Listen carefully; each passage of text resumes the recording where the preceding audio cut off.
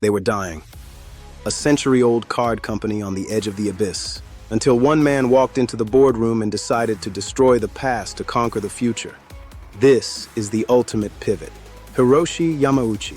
He didn't play games. He built an empire, from gambling dens to every living room on Earth. For 90 years, Nintendo was just a local business, small, traditional, and completely tethered to a fading Japanese past. In 1949, a 21-year-old Yamauchi inherited this empire. The industry was stagnant, and the world was moving on without them. Nintendo was bleeding. People weren't buying cards. Yamauchi knew that if he didn't move, the company would die with its history. The turning point was 1956. He visited the world's biggest card company in America. What he saw changed everything. He saw a tiny office, a ceiling. He realized that even at the top, playing cards were a trap. There was no future there. He pivoted to licensing Disney characters. It was a massive hit, but for Yamauchi, it was just a bridge to a digital dawn. He tried everything: taxis, instant rice, even love hotels. Most failed, but the searching for a new soul never stopped. Then came the toys, the Ultra Hand. Yamauchi realized Nintendo wasn't about cards. It was about entertainment, pure imagination. The 1970s brought microprocessors. Yamauchi bet the entire company's survival on electronics, a field he knew nothing about. The color TV Game 6 was primitive, but it was the first step into the living rooms of millions. The digital era had arrived. He looked at the arcades, but his first attempt, Radar Scope, was a massive disaster. He was on the verge of bankruptcy. He turned to a young designer, Shigeru Miyamoto. The result was Donkey Kong. It didn't just save Nintendo, it birthed a legend. Yamauchi knew products weren't enough. He built an ecosystem. Nintendo Power Magazine became the voice of a generation. He enforced strict quality control. He controlled every pixel, every cartridge, and every developer. He was the gatekeeper. In 1983, the American video game market collapsed. Atari was dead. The world thought video games were a fad that had finally died.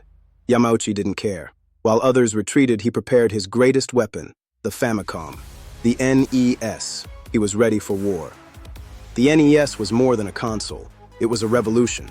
Superior hardware, strict quality control, and the debut of Super Mario Bros. By the late 80s, Nintendo controlled nearly 90% of the US market. Hiroshi Yamauchi had achieved the impossible. His secret? He understood that hardware is just a box. It's the software, the imagination that people buy. He forced developers to be legendary. In 1989, he conquered the streets with the Game Boy. Portable, durable, and addictive, Yamauchi's empire was now in every pocket. He secured Tetris for the Game Boy. It was a masterstroke, a simple game that made an entire planet addicted to Nintendo. The 90s brought brutal competition: Sega, Sony. The console wars were a bloodbath, but Nintendo remained the heart of the industry. Yamauchi ruled with an iron fist. He was feared, respected, and brilliantly intuitive. He knew what made games great before playing them.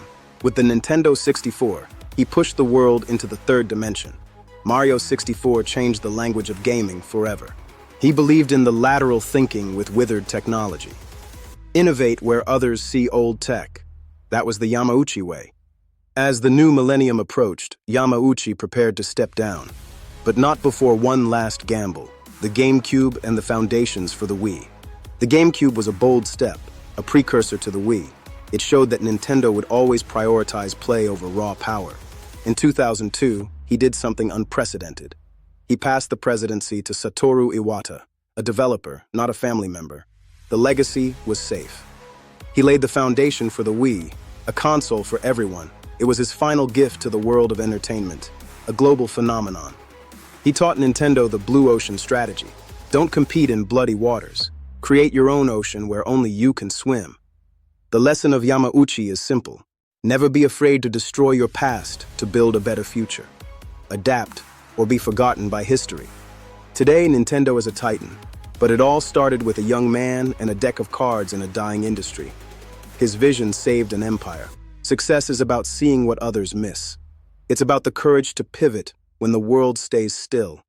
That is the path to greatness. In our digital world, awareness is your greatest asset. Understanding history gives you the tools to shape your own future. Protect your vision. The next success story could be yours. The journey from cards to consoles took decades. Your journey starts with a single step. The world belongs to the bold.